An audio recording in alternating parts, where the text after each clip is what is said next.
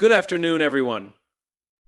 I want you to think about a moment when you felt completely overwhelmed, so much to do, so little time, and absolutely no idea where to start. And now think about a moment when you were surrounded by people, yet somehow you felt more alone than ever. Stress and loneliness, they're like shadows that sneak in when we least expect them. Stress is a natural response, but we handle it better together. Stress, for the most part, is not something we can eliminate entirely from our lives.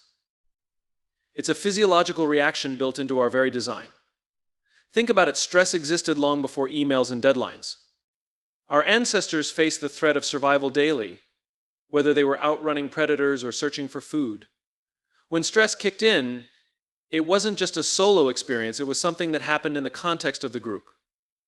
The entire tribe became aware of the danger and worked together to solve the problem.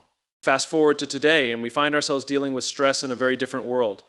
The saber-toothed tigers are no longer lurking in the shadows, but we still face many stressors: pressure at work, personal responsibilities, financial struggles, societal expectations. Yet, despite these challenges, we have not fully adapted our stress responses to this new world. Stress is still something that we individually try to cope with in isolation. We often keep it internalized, pretending everything is fine, even when our minds are racing and our bodies are on edge. The problem is that when stress is managed in isolation, it can become overwhelming. One thing that often happens is that we start to believe that stress means weakness or failure. We look around at others and think, they don't seem stressed, so what's wrong with me? We forget that everyone has their own pressures and challenges, and most people are trying to cope with stress quietly, just like us. We weren't designed to live like this. Our bodies over time developed a fight or flight response, an adaptive mechanism that helped us survive physical danger. This intense reaction floods our body with adrenaline and other hormones that sharpen our focus and prepare us to run or fight. In that moment of acute stress, we were supposed to lean on those around us. If there was a sudden danger, like an attacking animal or an environmental hazard, the whole group would be involved in resolving the situation. Everyone would take part. People with specific skills for hunting, gathering, or defending the group would take action. Others would support in whatever way they could, whether by helping the wounded, alerting others, or ensuring the safety of the young and elderly. Our social instincts, built on cooperation and collective action, are part of what made us human. These shared experiences forged our ability to work together as a community. When stress shows up, humans are at their best when they are working together to find solutions. We used to manage our stress collectively, turning to the people around us for support. In doing so, we distributed the load and gave each other the resources, emotional, physical, mental, to handle that stress. Stress became something to resolve, not something to carry on your own. In today's world, stress is often presented as an individual's issue. Companies have set expectations that you must balance work and life perfectly and handle everything smoothly without anyone noticing the strain. This narrative leaves out a crucial part: community support. The idea that stress should only be faced alone leads us to the false belief that others don't struggle with similar issues. It isolates us further, making it even harder to cope when we are already overburdened. The truth is, sharing our struggles with others, whether with friends, family, or colleagues, makes the burden easier to bear. This shared experience creates empathy, understanding, and ultimately problem solving. If I'm stressed about a project and I tell you about it, perhaps you've been through something similar. You might offer advice or simply acknowledge what I'm feeling, creating a sense of solidarity. That alone can be incredibly soothing. In contrast, when stress is not shared, it can easily transform into something consuming and isolating. There's also the strength of collective problem solving. Alone, an individual might feel boxed in, unable to see a way out. But when we share our experiences, suddenly new perspectives emerge. Someone else in the group may have an entirely different vantage point, suggesting a course of action that wouldn't have occurred to you on your own. Together, we approach the problem from multiple angles, tackling it in ways that we simply cannot do alone. This is why teams are better at solving problems than individuals. They work collaboratively and share responsibility. Stress then doesn't weigh down on a single person, but is distributed across the group, making it manageable. The challenge we face in the modern world isn't just how we deal with stress, it's how we approach it as an individual in a society that pushes self-sufficiency to an extreme. The isolation many of us experience can make the weight of stress unbearable, feeding into cycles of anxiety and burnout. Yet, once we remember that stress is best confronted together, things begin to change. When we find the courage to talk about our stresses with others, we create connections that make coping more effective and sustainable. Whether it's a moment of intense pressure or the day-to-day grind, stress isn't something we have to face alone. While the triggers for stress have evolved, our ability to handle it through community support is still ingrained within us. Perhaps it's time we lean back into that. Authentic connections, not surface-level interactions, are key to overcoming loneliness. In today's world, we are more connected than we have ever been. We can reach out to someone across the world with the touch of a button, share our thoughts with hundreds of people in an instant, and communicate in ways that our ancestors could have never imagined. The tools are there: social media, messaging apps, video calls, but despite all of these ways to connect, something is missing. More and more people are feeling isolated, alone, and disconnected, even when surrounded by others. This raises an important question: why, in a time of unprecedented connection, do we still feel loneliness creeping in? The answer lies in the quality of the connections, not the quantity. It's easy to mistake communication for connection. Posting an update, liking someone's photo, sending a quick text, these actions, though they may increase our interaction with others, don't actually create meaningful bonds. A quick like or emoji might signify acknowledgement, but it doesn't foster any real understanding or shared experience. It's not enough to simply be in the presence of others or engage on a superficial level. Authentic connection requires depth, vulnerability, and mutual care. If we are to truly combat loneliness, we need to step beyond the surface. It starts with being willing to share ourselves openly, to reveal more than just the version of ourselves that's socially acceptable or easy to present. Too often we edit our lives to present only the shiny, happy moments, the vacations, the celebrations, the curated social media posts that show everything is fine. But the truth is, no one's life is as perfect as the highlights we share. And when we withhold the real aspects of ourselves, the struggles, the vulnerabilities, the parts that might not fit the typical narrative, we unintentionally build a barrier to connection. By sharing our honest experiences, we open the door for others to do the same. This is how connection begins. The beauty of vulnerability is that it invites people in. When you share a part of yourself that feels raw or real, when you admit that you're struggling with a project, that you miss someone, or that you feel unsure about the direction your life is heading, it encourages others to do the same. It signals it's okay to not be okay and removes the pressure to constantly be perfect. In doing this, relationships grow deeper because they're rooted in truth. It's through these shared moments of honesty that genuine friendships and bonds can blossom. We learn not just about what people do, but who they really are. And isn't that what connection is about? Think about the closest relationships in your life, the ones that you cherish most. These aren't the people you exchange pleasantries with or barely interact with outside of the usual small talk. No. The people you're closest to are the ones who know your fears, your dreams, your failures, and your triumphs. These are the individuals you don't just talk to, you converse with them at a deeper level. You understand each other not just with your heads, but with your hearts. Deep connection isn't something that happens on its own. It requires intentional effort from both sides. It's built by taking the time to listen, not just hear the other person. It means being present, even in those uncomfortable moments of silence when words are hard to come by. It's the late-night conversations, the moments of shared vulnerability, and the acts of kindness that are not always seen but are always felt. When we begin to show up authentically for others, we create spaces where true intimacy can emerge. When we share and receive from the depths of who we are, we don't just form bonds, we create a support system. The benefits go beyond just alleviating loneliness in the moment. Authentic connections provide safety and stability. They ensure that when the inevitable tough times come, we don't have to face them alone. They remind us that we matter just as we are without the need for pretensions or masks. This emotional safety, this sense of belonging, is one of the most powerful antidotes to loneliness. Now, this isn't to say that all relationships must be deep, or that every interaction needs to be intense. In fact, part of authenticity is being able to comfortably exist with people even in light, carefree moments. However, when it comes to those moments where you are struggling, uncertain, or in pain, it's the authentic bonds you've cultivated that will make all the difference. It's these relationships that allow us to be ourselves without judgment, offering the space we need to be human. But building those kinds of connections takes time. It's easy to assume that because we are in constant communication with so many people, we are surrounded by support. But true support doesn't come from just knowing someone, it comes from feeling that someone is there, someone who sees you, understands you, and chooses to show up in your life, despite everything else. The consistency of this support creates a sense of belonging. It alleviates loneliness because it brings warmth and purpose to our interactions. At the end of the day, loneliness doesn't necessarily come from being physically alone, it comes from not feeling seen, heard, or understood. It comes when we exist among others but don't experience real connection. And that is why building authentic connections, true, deep, vulnerable relationships is key to overcoming it. It's about creating a space where both people feel safe enough to be themselves and open enough to share what matters most.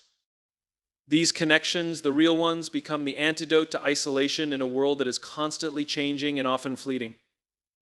You don't have to handle everything alone, ask for help and offer it in return. When we face challenges in life, there's often a temptation to feel that we must face them alone. It's as if we are wired to believe that asking for help is a sign of weakness, or perhaps we fear being a burden to others.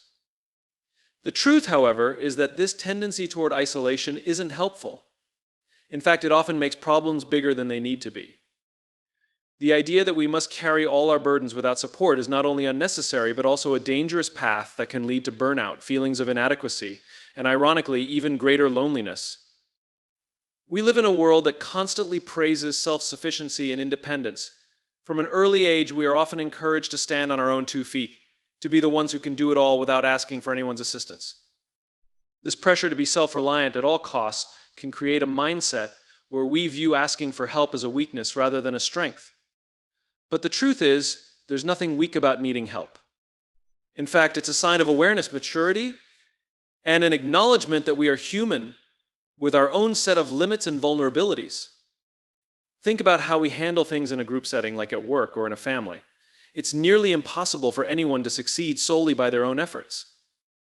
It's the collective support of others that allows us to move forward, whether that means a team project where everyone's ideas are combined to create something greater than any single person could produce, or in personal life when family or friends pitch in to help when times are tough.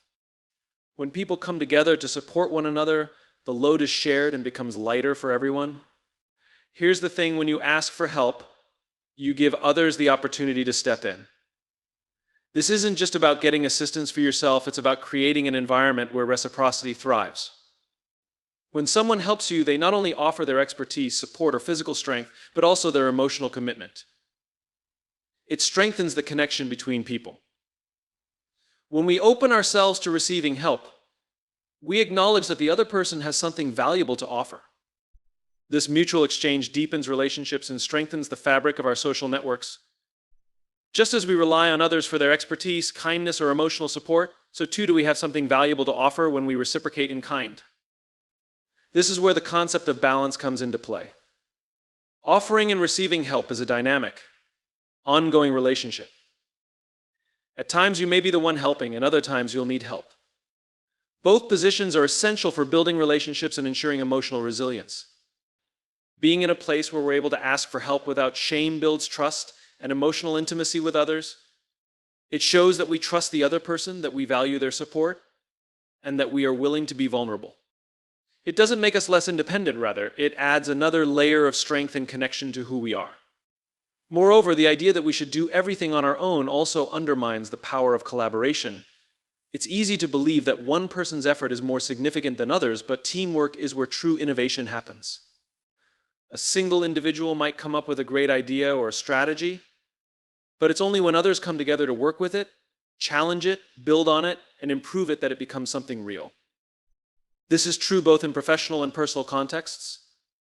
Helping one another is an act of strength, and when it's done willingly and with compassion, the results are often greater than anyone could achieve alone. There's also a deep psychological benefit in learning to ask for help. The idea that we must always be the one to provide assistance or be self-sufficient places a huge amount of pressure on ourselves, causing stress and anxiety over time. By letting down the barriers that prevent us from seeking help, we allow ourselves a level of emotional freedom. We acknowledge that our value isn't measured by how much we do, but by who we are and how we show up for others and for ourselves. It's also worth noting that when you ask for help, you give others a sense of purpose. People generally feel better about themselves when they know they've contributed to someone else's well-being. Offering help creates bonds, whether it's providing practical assistance, giving emotional support, or just being a listening ear. Helping others can bring a sense of fulfillment, and in turn, strengthens the bond between those offering and those receiving. It fosters empathy and reinforces the sense of community, reminding everyone that we are all interconnected. Think about what happens when help is offered to you or when you ask for it. It's not just about getting the task done, it's about being reminded that we don't have to go through the struggles of life alone. Asking for help opens up the possibility for trust, collaboration, and collective strength. At the same time, offering help provides a sense of pride, belonging, and reciprocity that adds to the emotional resilience of both the giver and the receiver. One of the most freeing realizations you can have is that you don't have to bear everything alone. Life becomes much more manageable and much richer when you recognize that you are part of something greater than yourself. By both asking for help and offering it in return, you build a network of relationships that can help weather any storm. You will find that not only are your problems lighter, but the human connections that sustain you become a vital part of your life's foundation. Vulnerability builds stronger bonds and creates a supportive community. Vulnerability is often seen as a weakness in today's world.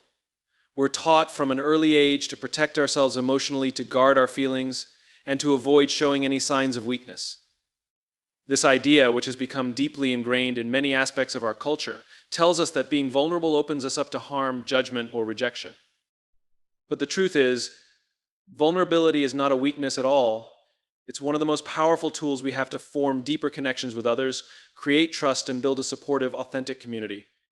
At its core, vulnerability is about letting others see who we really are, not just the polished version of ourselves that we carefully curate for public consumption, but the raw, unfiltered version that is flawed and imperfect.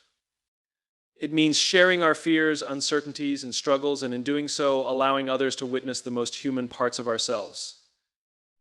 This act of opening up can feel intimidating, but the benefits are profound. When we allow ourselves to be vulnerable with others, we provide an invitation for them to do the same. Vulnerability is reciprocal. By showing our own imperfections, we create a safe space where others can do the same. It's easy to look at vulnerability as something dangerous, something that could leave us exposed to criticism or hurt.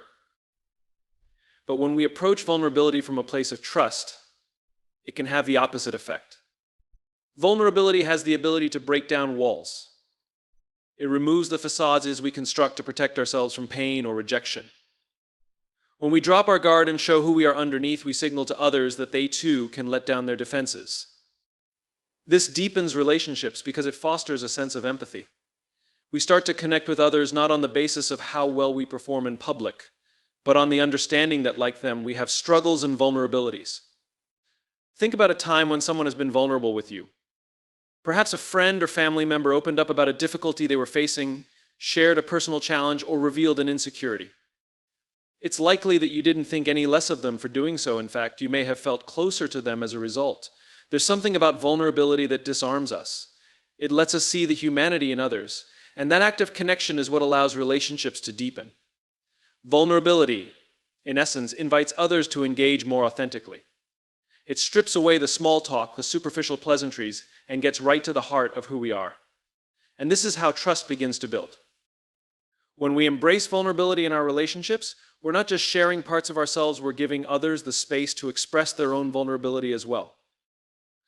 This is the foundation of a supportive community.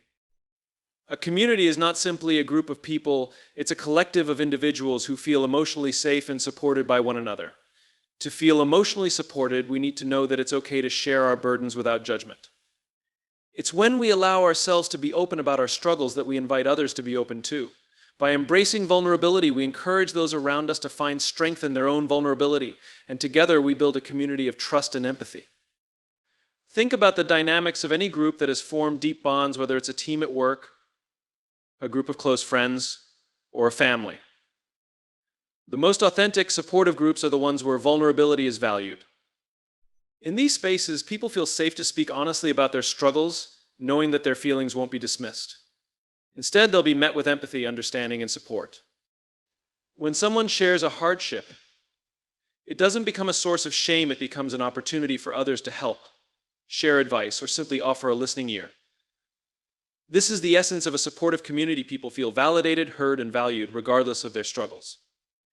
When we withhold vulnerability, we create a barrier to this level of connection.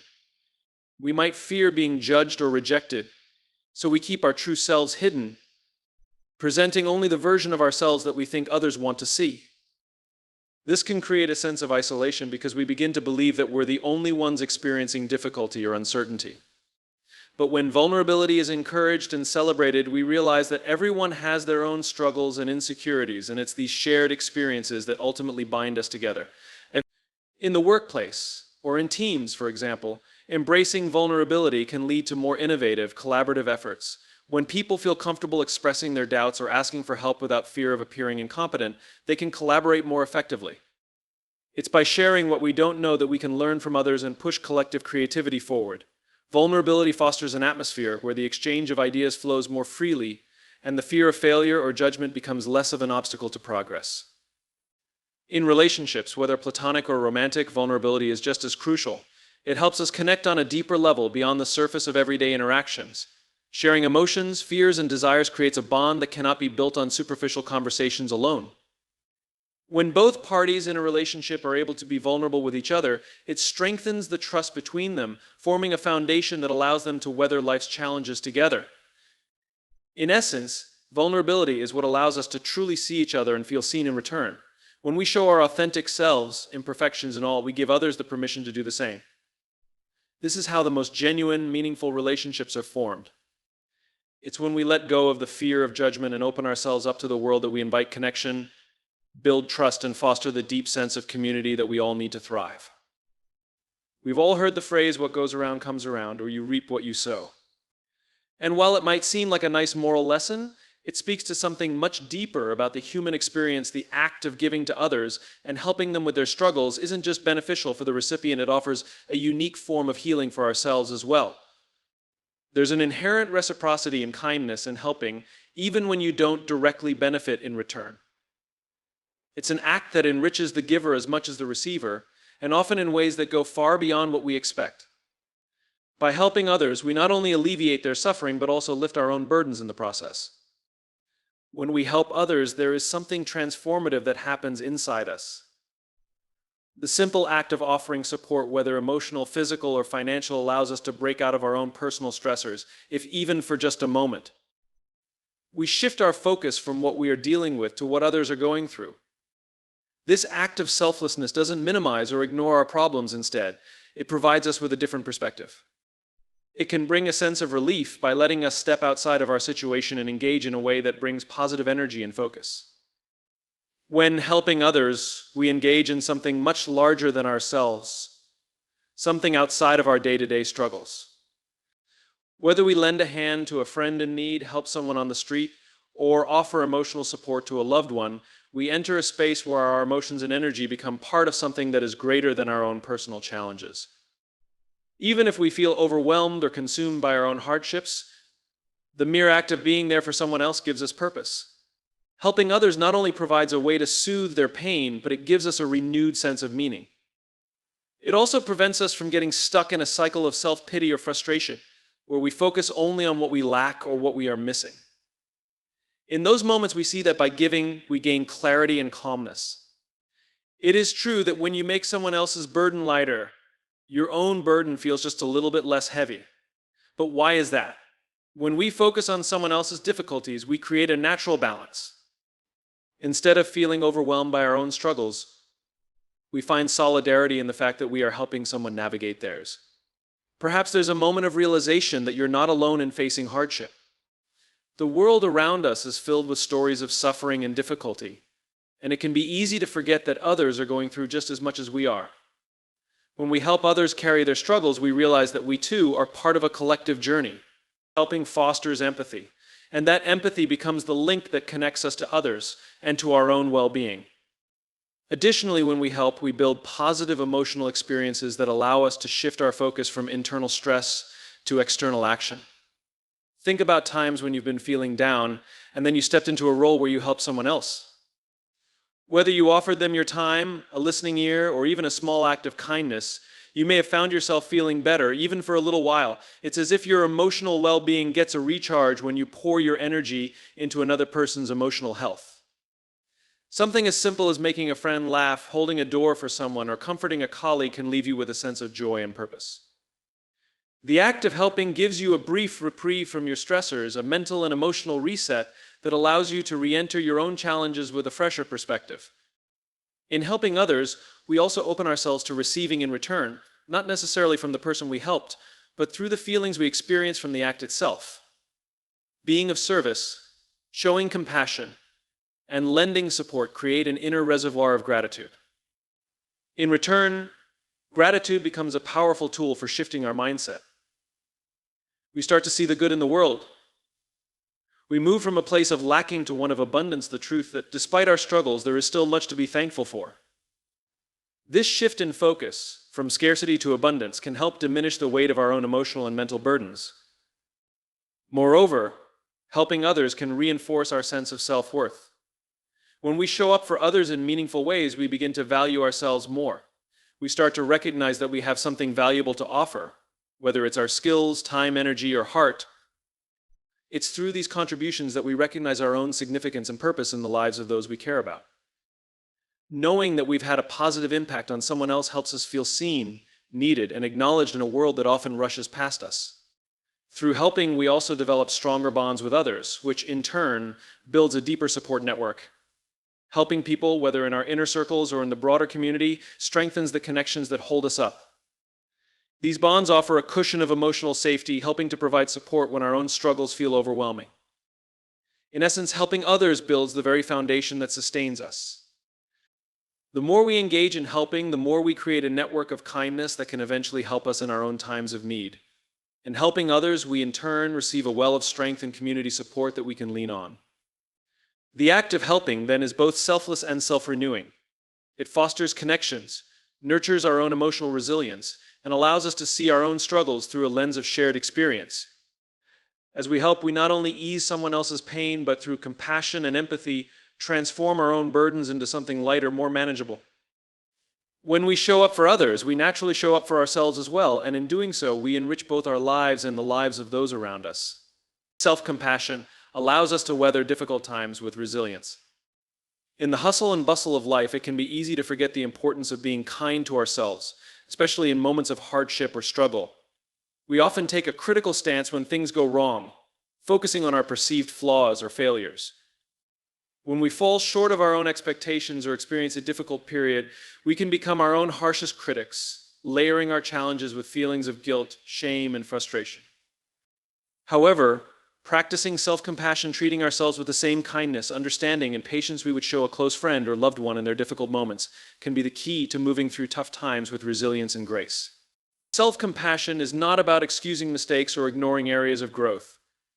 Rather, it's the practice of accepting ourselves as we are, flaws and all, and understanding that no one is perfect. Mistakes, failures, and setbacks are a part of life. They are not signs of personal inadequacy or weaknesses, but simply part of the human experience. By offering ourselves the grace to learn, grow, and rebound from difficulty, we start to shift our relationship with ourselves from one of criticism and judgment to one of care and understanding. This shift allows us to stay grounded during difficult times rather than becoming consumed by negative thoughts or self-doubt. The importance of self-compassion can be understood when you reflect on how we treat others. Think about a time when someone close to you was going through a tough period. Whether it was dealing with a personal loss, facing a failure at work, or navigating a period of uncertainty, chances are you offered them comfort, encouragement, and understanding. You probably told them that everyone makes mistakes, and that things would eventually get better. You didn't criticize or belittle them, you empathized, listened, and extended kindness. When we extend compassion to others, we automatically create space for them to heal. But why is it that we often forget to offer ourselves the same comfort? Why is it that when we find ourselves in similarly difficult circumstances, we treat ourselves with less patience and more judgment? At its core, self-compassion is a choice to be gentle with ourselves, to offer a loving hand when we most need it. The narrative that we are not enough, that we must be perfect to be worthy, can be stifling. It leads to self-criticism that discourages growth and resilience. But self-compassion reframes this narrative. Instead of placing unrealistic expectations on ourselves, we embrace our humanity with all its imperfections and understand that we are enough as we are, even when things are hard. This mindset shift allows us to engage with difficulty in a healthier way. Instead of being overwhelmed or defeated, we approach challenges with the knowledge that we are worthy of care, that we deserve kindness, and that every obstacle is an opportunity for learning and growth. The power of self-compassion becomes especially clear when we consider the toll that self-criticism takes on our mental and emotional well-being. When we criticize ourselves, we often sink into a negative spiral. Our internal dialogue becomes filled with shoulds: we should be better, we should know more, we should be farther ahead by now. These thoughts keep us stuck because they deny us the space to reflect, process, and grow. Self-compassion interrupts this cycle by acknowledging that it's okay to struggle, to make mistakes, and to not have all the answers. It allows us the freedom to sit with our pain without judgment or guilt. This, in turn, empowers us to take the next steps forward, whether it's seeking help, making changes, or simply giving ourselves the grace to move at our own pace. When we practice self-compassion, we are better equipped to deal with stress, challenges, and adversity. The resilience that emerges from this practice isn't about denying pain or pretending everything is fine. Rather, it's about being able to recognize pain and discomfort, acknowledge it, and then respond to it in a loving and constructive way. Self-compassion doesn't prevent us from experiencing hardship, but it allows us to weather those storms with greater ease. By comforting ourselves in times of struggle, we not only build emotional resilience, but also prevent emotional depletion. We learn how to care for our hearts and minds in the same way we care for others, by offering patience, gentleness, and understanding, especially when times are tough. The practice of self-compassion allows us to recognize that resilience is not about pushing through everything on our own without acknowledging our struggles, but instead about recognizing those struggles with kindness and allowing ourselves the time and space to heal. When we embrace the practice of self-compassion, we give ourselves permission to be imperfect, to fall down and get up again, and to be human without fear of judgment. This is the key to building resilience, not in spite of our challenges, but through them. By treating ourselves with love and care, we create a foundation of strength that allows us to navigate life's difficulties with hope, growth, and peace. Here's something I've noticed about people: the happiest, most resilient people aren't the ones who never face adversity. They're the ones who let people into their lives, who build circles of trust, and who give as much as they receive. So here's my challenge for you: make connection a habit. Share your burdens. Listen to someone else's. Put the phone down and make eye contact. Create a moment of real connection, because every single one of those moments chips away at stress and dissolves loneliness. It's time we remember what our ancestors knew: we are not meant to do life alone. Together we can beat the shadows of stress and loneliness, not by running from them, but by standing together in their presence. Thank you.